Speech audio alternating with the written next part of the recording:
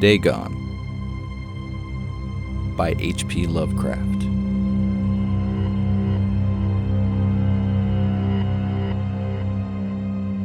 I am writing this under an appreciable mental strain, since by tonight I shall be no more.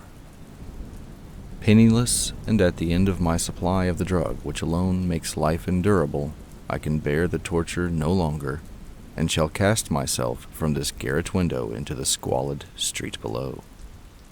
Do not think from my slavery to morphine that I am a weakling or a degenerate. When you have read these hastily scrawled pages, you may guess, though never fully realize, why it is that I must have forgetfulness or death.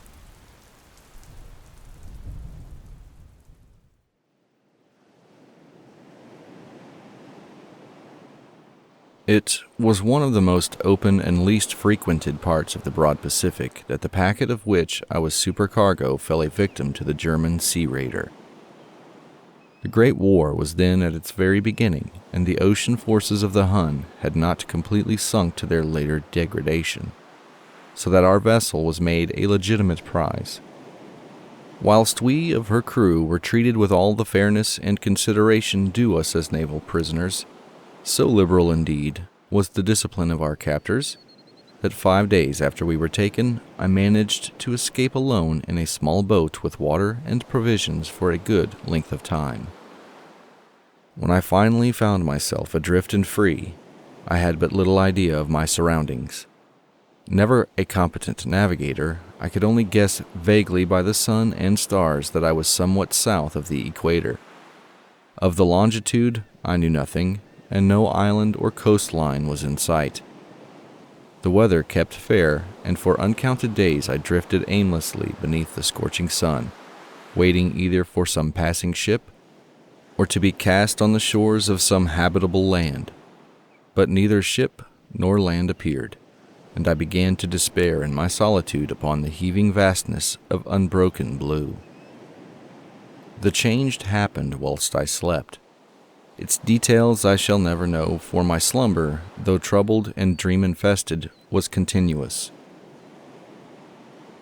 When at last I awaked, it was to discover myself half sucked into a slimy expanse of hellish black mire, which extended about me in monotonous undulations as far as I could see, and in which my boat lay grounded some distance away.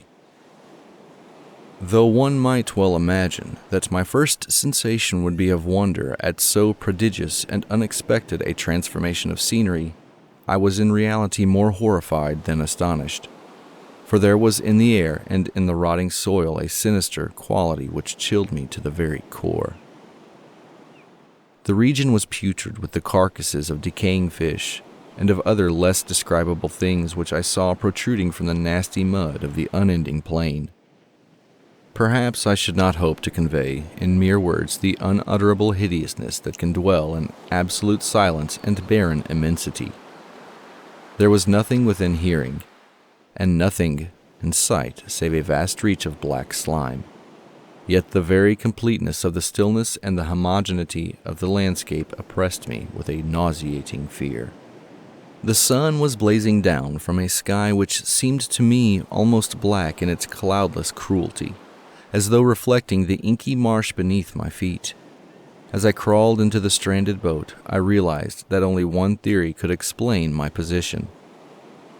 Through some unprecedented volcanic upheaval, a portion of the ocean floor must have been thrown to the surface, exposing regions which for innumerable millions of years had lain hidden under unfathomable watery depths.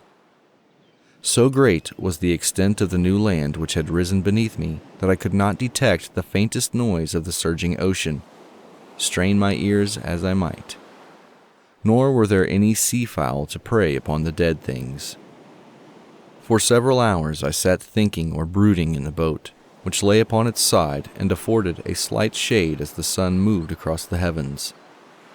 As the day progressed, the ground lost some of its stickiness and seemed likely to dry sufficiently for traveling purposes in a short time. That night I slept but little, and the next day I made for myself a pack containing food and water, preparatory to an overland journey in search of the vanished sea and possible rescue. On the third morning, I found the soil dry enough to walk upon with ease. The odor of the fish was maddening, but I was too much concerned with graver things to mind so slight an evil, and set out boldly for an unknown goal. All day I forged steadily westward, guided by a faraway hummock which rose higher than any other elevation on the rolling desert. That night I encamped, and on the following day still traveled toward the hummock, though that object seemed scarcely nearer than when I had first espied it. By the fourth evening I attained the base of the mound, which turned out to be much higher than it had appeared from a distance, an intervening valley setting it out in sharper relief from the general surface. Too weary to ascend, I slept in the shadow of the hill. I know not why my dreams were so wild that night, but ere the waning and fantastically gibbous moon had risen far above the eastern plain, I was awake in a cold perspiration, determined to sleep no more. Such visions as I had experienced were too much for me to endure again, and in the glow of the moon I saw how unwise I had been to travel by day. Without the glare of the parching sun, my journey would have cost me less energy.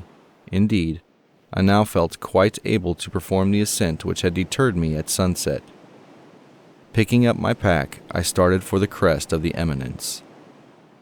I have said that the unbroken monotony of the rolling plains was a source of vague horror to me, but I think my horror was greater when I gained the summit of the mound and looked down the other side into an immeasurable pit or canyon, whose black recesses the moon had not yet soared high enough to illumine. I felt myself on the edge of the world, peering over the rim into a fathomless chaos of eternal night. Through my terror ran curious reminiscences of Paradise Lost and of Satan's hideous climb through the unfashioned realms of darkness. As the moon climbed higher in the sky, I began to see that the slopes of the valley were not quite as perpendicular as I had imagined. Ledges and outcroppings of rock afforded fairly easy footholds for a descent, whilst after a drop of 100 feet, the declivity became very gradual. Urged on by an impulse which I cannot definitely analyze, I scrambled with difficulty down the rocks and stood on the gentler slope beneath, gazing into the Stygian deeps where no light had yet penetrated. All at once my attention was captured by a vast and singular object on the opposite slope, which rose steeply about 100 yards ahead of me, an object that gleamed whitely in the newly bestowed rays of the ascending moon. That it was merely a gigantic piece of stone, I soon assured myself, but I was conscious of a distinct impression that its contour and position were not altogether the work of nature. A closer scrutiny filled me with sensations I cannot express, for despite its enormous magnitude and its position in an abyss which had yawned at the bottom of the sea since the world was young, I perceived beyond a doubt that the strange object was a well-shaped monolith whose massive bulk had known the workmanship and perhaps the worship of living and thinking creatures. Dazed and frightened, yet not without a certain thrill of the scientist's or archaeologist's delight, I examined my surroundings more closely. The moon, now near the zenith, shone weirdly and vividly above the towering steeps that hemmed in the chasm, and revealed the fact that a far-flung body of water flowed at the bottom, winding out of sight in both directions and almost lapping at my feet as I stood on the slope. Across the chasm, the wavelets washed the base of the cyclopean monolith, on whose surface I could now trace both inscriptions and crude sculptures. The writing was in a system of hieroglyphics unknown to me, and unlike anything I had ever seen in books, consisting for the most part of conventionalized aquatic symbols such as fishes, eels, octopi, crustaceans, mollusks, whales, and the like. Several characters obviously represented marine things which are unknown to the modern world, but whose decomposing forms I had observed on the ocean-risen plain. It was the pictorial carving, however, that did most to hold me spellbound. Plainly visible across the intervening water on account of their enormous size were an array of bas-reliefs whose subjects would have excited the envy of a Dore. I think that these things were supposed to depict men, at least a certain sort of men, though the creatures were shown disporting like fishes in the waters of some marine grotto or paying homage to some monolithic shrine which appeared to be under the waves as well. Of their faces and forms I dare not speak in detail, for the mere remembrance makes me grow faint.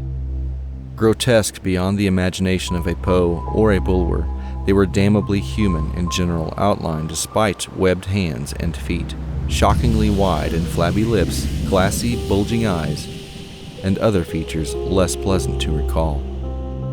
Curiously enough, they seemed to have been chiseled badly out of proportion with their scenic background, for one of the creatures was shown in the act of killing a whale represented as but little larger than himself. I remarked, as I say, their grotesqueness and strange size, but in a moment decided that they were merely the imaginary gods of some primitive fishing or seafaring tribe. Some tribe whose last descendant had perished eras before the first ancestor of the Piltdown or Neanderthal man was born. Awestruck at this unexpected glimpse into a past beyond the conception of the most daring anthropologist, I stood musing whilst the moon cast queer reflections on the silent channel before me. Then suddenly I saw it. With only a slight churning to mark its rise to the surface, the thing slid into view above the dark waters. Vast, Polyphemus-like, and loathsome, it darted like a stupendous monster of nightmares to the monolith, about which it flung its gigantic scaly arms, the while it bowed its hideous head and gave vent to certain measured sounds. I think I went mad then. Of my frantic ascent of the slope and cliff, and of my delirious journey back to the stranded boat, I remember little. I believe I sang a great deal and laughed oddly when I was unable to sing. I have indistinct recollections of a great storm some time after I reached the boat. At any rate, I know that I heard peals of thunder and other tones which nature utters only in her wildest moods. When I came out of the shadows, I was in a San Francisco hospital, brought thither by the captain of the American ship which had picked up my boat in mid-ocean. In my delirium I had said much, but found that my words had been given scant attention. Of any land upheaval in the Pacific my rescuers knew nothing, nor did I deem it necessary to insist upon a thing which I knew they could not believe. Once I sought out a celebrated ethnologist and amused him with peculiar questions regarding the ancient Philistine legend of Dagon, the fish god. But soon perceiving that he was hopelessly conventional, I did not press my inquiries. It is at night, especially when the moon is gibbous and waning, that I see the thing. I tried morphine, but the drug has given only transient surcease and has drawn me into its clutches as a hopeless slave. So now I am to end it all, having written a full account for the information or the contemptuous amusement of my fellow men. Often I ask myself if it could not all have been a pure phantasm, a mere freak of fever as I lay sun-stricken and raving in the open boat after my escape from the German man-of-war. This I ask myself. But ever does there come before me a hideously vivid vision in reply.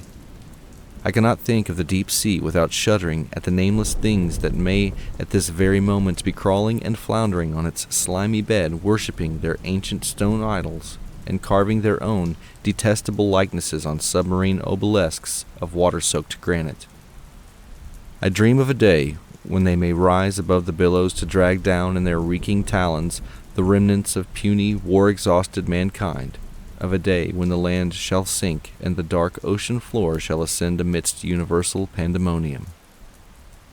The end is near. I hear a noise at the door, as of some immense slippery body lumbering against it. It shall not find me. God, that hand! The window! The window!